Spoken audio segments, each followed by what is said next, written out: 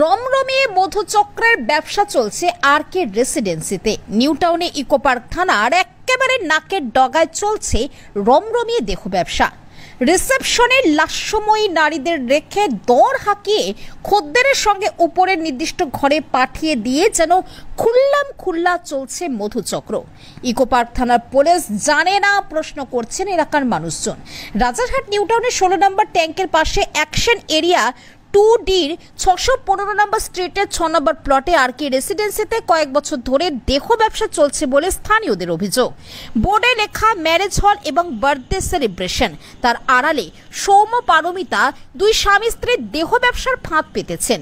পাশে আর হোটেল, দুটি বহুতল আবাসনে চলছে মধুচক্র। গণেশ পুজো উপলক্ষে রঙিন আলোর রোশনাইতে সাজানো হয়েছে আর হোটেল এবং আরকে রেসিডেন্সি।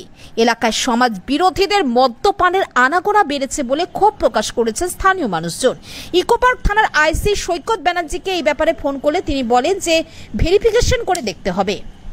গতকাল রাতে নিছক খদ্দের সেজে আরকে রেসিডেন্সিতে ঢু মারতেই পুরুষ রিসেপশনিস্ট মোবাইলে কয়েকটি মেয়ের ছবি সহ দর জানিয়ে বলেন এখন এই কজনই স্টকে রয়েছেন।